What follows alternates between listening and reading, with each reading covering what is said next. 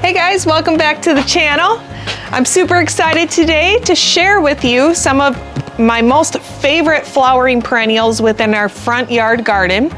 I'm also going to share probably one of our brightest combinations of our window boxes. So I'll share that entire recipe with you and show how I planted it up. So that way if you feel like you want to duplicate it or get some extra little ideas for some stuffers, you'll definitely get them in this video. I'll also be sharing, I know there's quite a few things I'll be sharing in here, but I'll make it quicker, I promise. Probably not. But I also have some containers that will hit all of your sun exposure needs, from full sun to shade, because we do have some shade underneath this overhang. So I have a couple containers there and then a couple containers on the front that are more for sun. Just so you guys all know, our front yard faces east. So it's eastern exposure. I always say east side everything because there's half sun, half shade, so it gives a little bit of both. It makes shade plants happy and it makes full sun plants happy. So we can kind of get away with a little bit of everything up here. Let's get started. So I know I've shared this garden before in the past, but I absolutely love it because it is the most color that we get to see this time of year, finally. So we've got the back to the fuchsia here. These are amazing, amazing, amazing perennials. So gorgeous. And then when they're done blossoming, I do cut them down once they're all done. And then they do pop up a few more throughout the season, but not too many more for me. And then we've got the dianthus down here. I think this was like paint the town magenta. I forget, year to year, we just keep adding more. So it kind of becomes, you know, a lot of plants over the time, but I absolutely love them. Look at how absolutely gorgeous. I'm just going to keep saying absolutely because everything, it's just so vibrant. In this front yard, I wanted to add a little touch of wild. So I added these cornflowers here. These ones are the annual. So they do not come back every year, but they can drop seeds in return. I love them for making bouquets. They're just the most truest blue, but I love just leaving these ones right here. Like these are gonna stay right here. They're so colorful and just really beautiful. And then once they're all done, I will end up cutting these ones down so it doesn't look wild and messy, because after a while they don't blossom as much, but when you trim, they kind of get a few extra new growths and then they will again later on. And cornflowers are something that you can just naturally seed yourself. I just threw some seeds out here last fall and here they are randomly popping up and they look amazing. In early spring, you can tell that there's not much height in here, but this ends up becoming really tall in the background here. So this is a hibiscus here. And this is a hibiscus here, and they get huge. And then right here we have our tall grasses. These are a miscanthus grass, and those get tall too.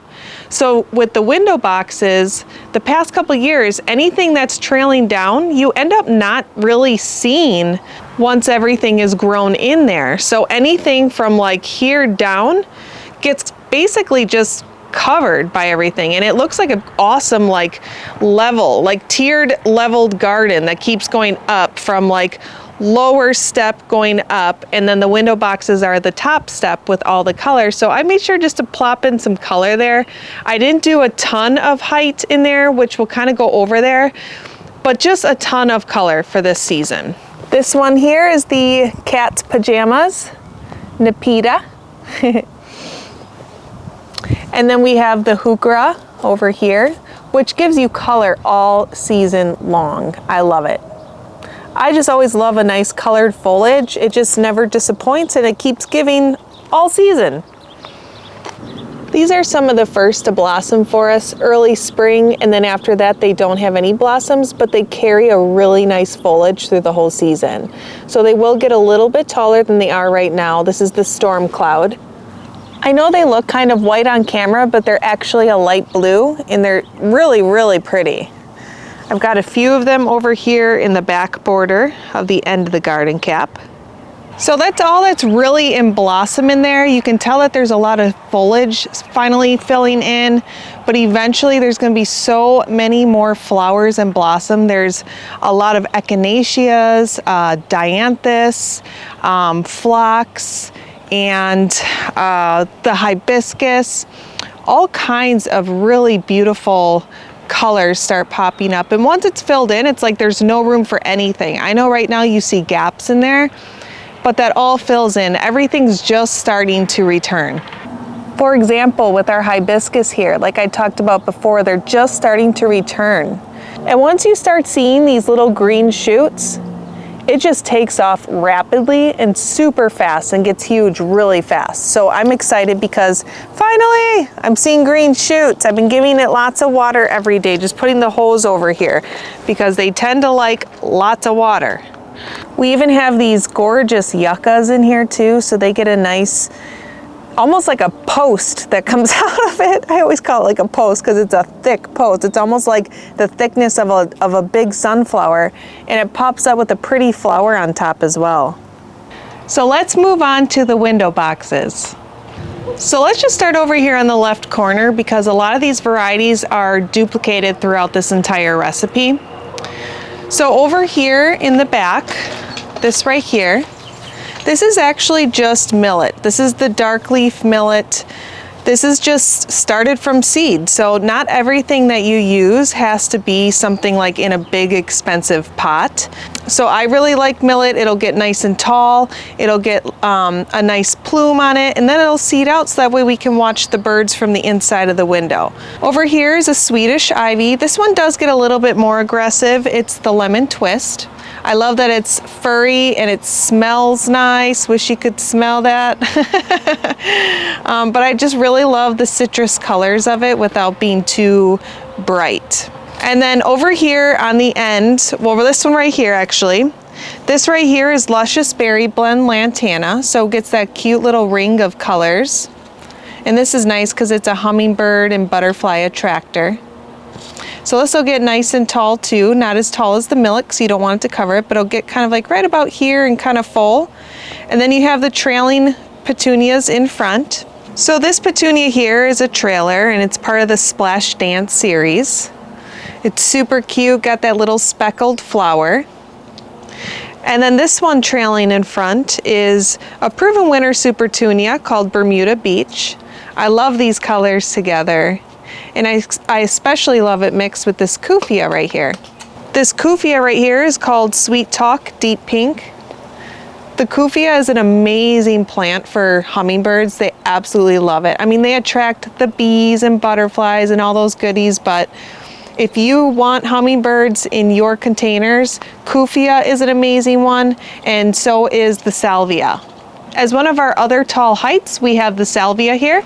This is another one of my favorite salvias. This variety is called Skyscraper. This is the orange. It comes in a couple different colors, but I love that it constantly has these orange plumes and it's constantly producing more. So once the flower is all done, once all of this is all bloomed out and it's done, you want to come all the way down to the bottom of it right here, and you can either snap it off or snip it off. In this case, I would probably snip it off just so that we don't accidentally crack the bottom growths in half. So just snipping that right off, so that way it just focuses on more growth of the plant and more blossoms. We did just get a lot of rain and I left these window boxes a little dirty just so we can kind of share with you.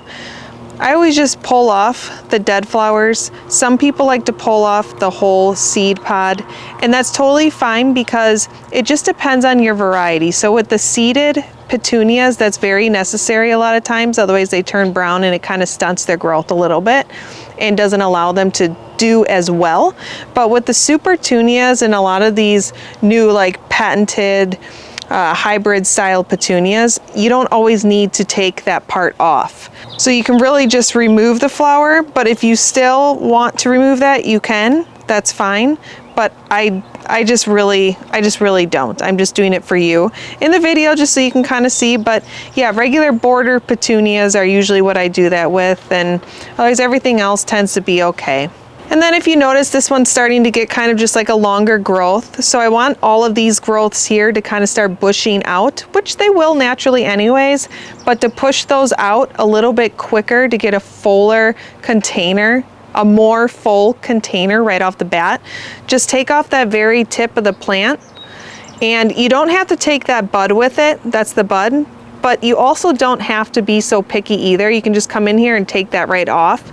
Anywhere you take it off is where it will stop growing out for a while and allow all of the growth along the stem to really bush out there.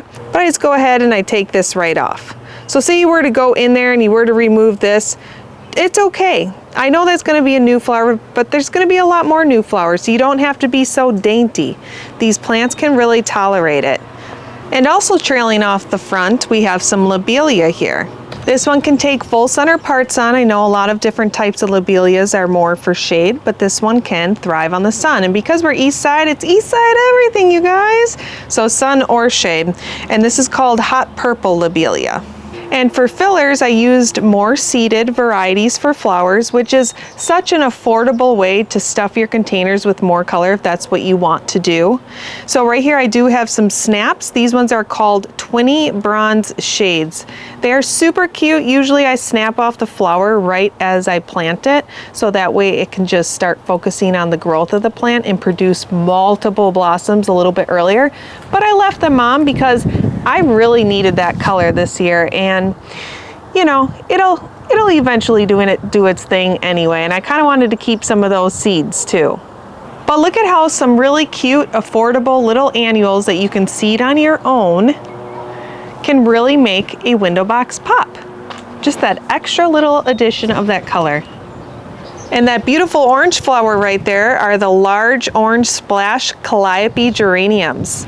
These are very vigorous geraniums. They get larger heads. They're cut geraniums, so they are not seed geraniums. They get super large leaves. They're a little bit more aggressive in their growth. Geraniums aren't aggressive in nature, but geraniums can also sometimes grow a little bit slower depending on the variety you have. These ones can keep up with everything really nice, and they produce and perform amazing all season. And then right next to it, we have Supertunia Paradise, the Vista Paradise by Proven Winners. Look at how gorgeous all of these colors are coming together. And you can kind of see now how I have a pattern. So all of the varieties I just talked about happen one more time and then one more time over here. Also stuffed in these little corners, I grew some of my own seeded profusion zinnias. I forgot if these are the orange or pink. They might actually be a combination of the two. I probably put two little cells together of what I seeded, but that's gonna add a really nice little punch of color in the mix over in here too. And those will only get about right here. And so as this kind of gets aggressive and grows, it'll push them outward along with this lantana, and it'll just be really beautiful. And I know it doesn't look like much right now with the height because the millets are shorter in height, but those will take off, and they already are starting to. I can tell they're already rooted in. I'm going to do an overhead view so you're able to really see how it's planted in here. Okay. I'm gonna go nice and slow. So we're just basically alternating varieties in here. So that way they're kind of mixed throughout, and the color and the texture is carried throughout.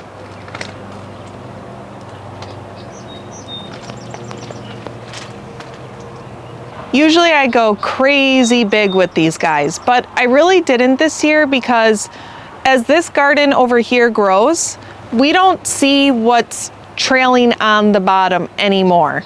And last year I forgot what we had in there, but it just got so large to where by the time this growth was over here and this growth was over here, it was really kind of hard to get through here in order to water the window boxes. And I'm all about making my job easier every single year. So this year, I mean, maybe I'll miss it. Maybe next year I'll add it again. But that's the great thing about gardening, is that you can do it one way one year, but yet you still got the next year to try something different. Here's the container for full sun, part sun. And I know it looks a little odd, and it doesn't look super full, but that's because I used a lot of different items that I seed started on my own that will fill in and look absolutely amazing. Give it 1 month and it will be awesome.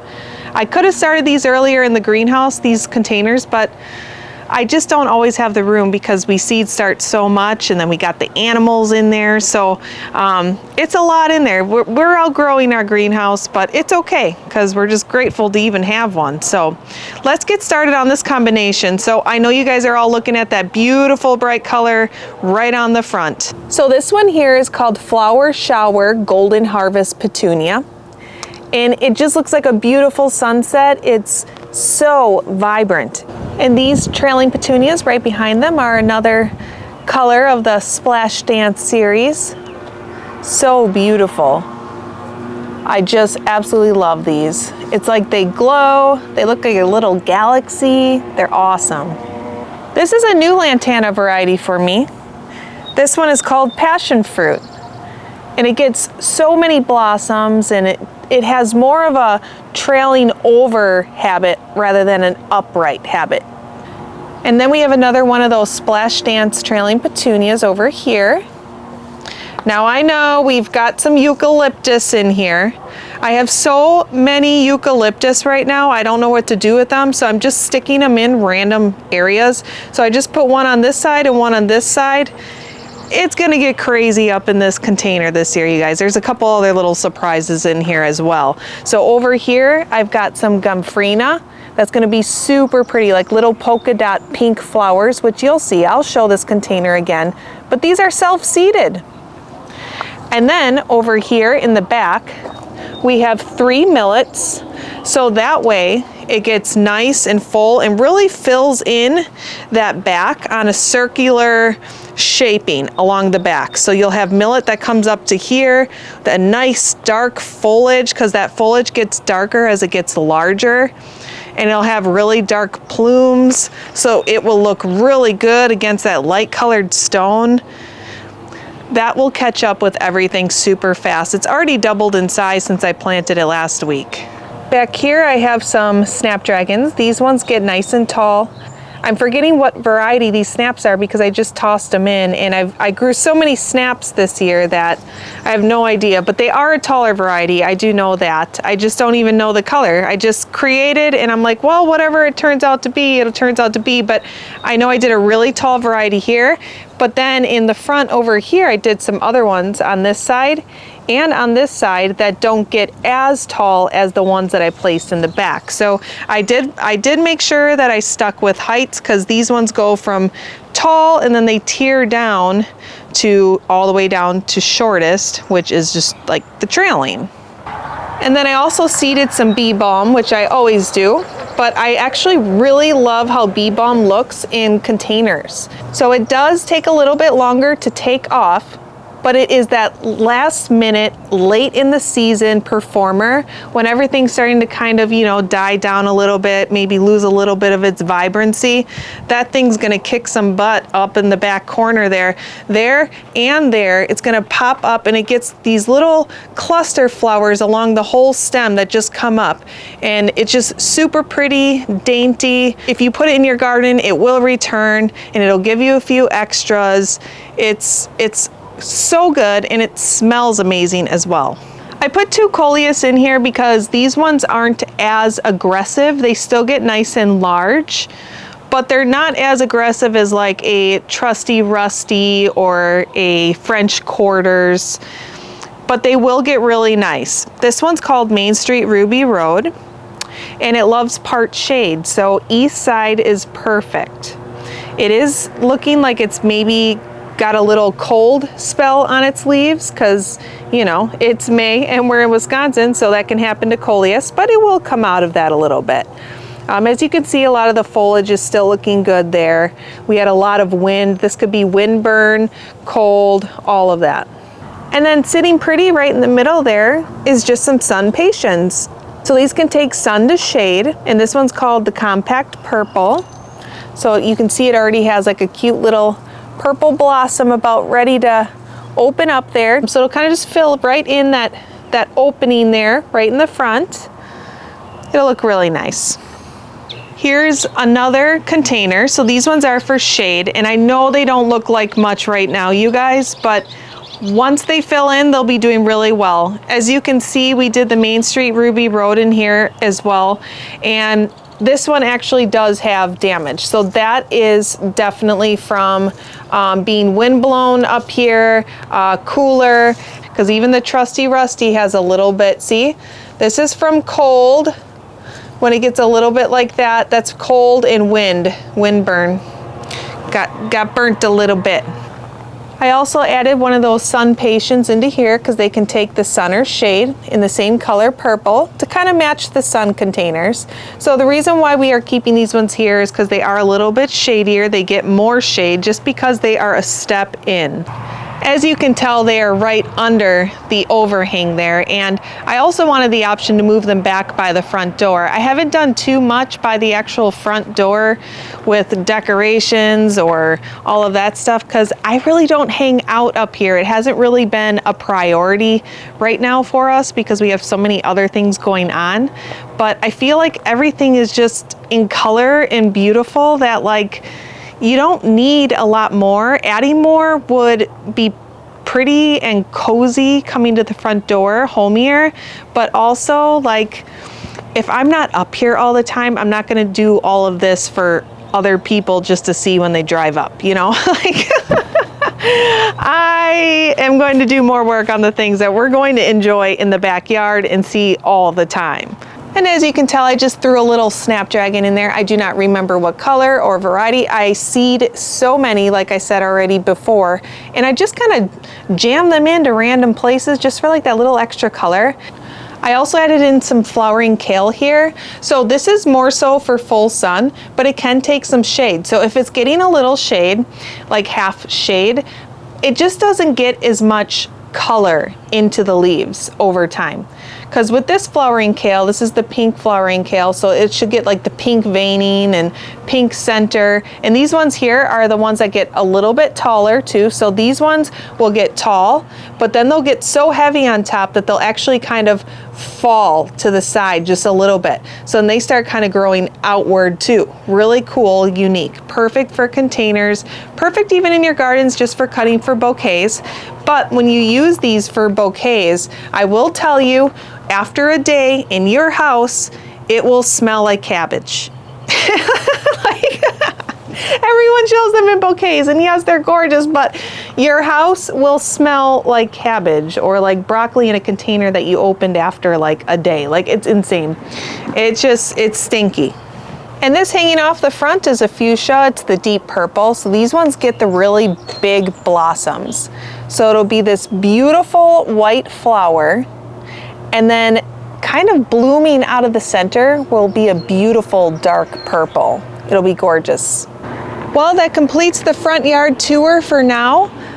I can't wait to share this space in another month. It's just constantly changing, just like all of your gardens, I'm sure, at home. It's always so much fun to just see how much the garden changes in just a few weeks. It's insane. But that's what's amazing about gardening, is that there's always change, and with it is always beauty.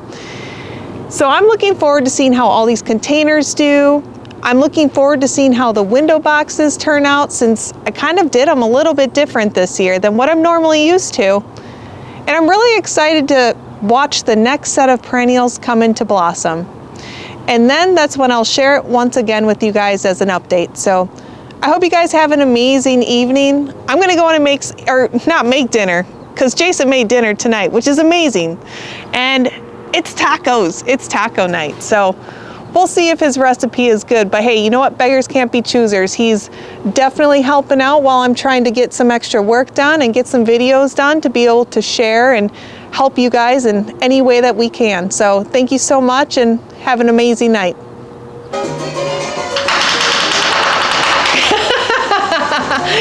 Hey! Already.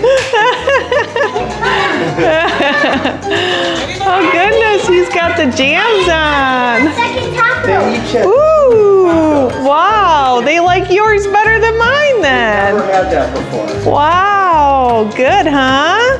Yeah. Did you like it too? Yeah, I want my second one. Whoa.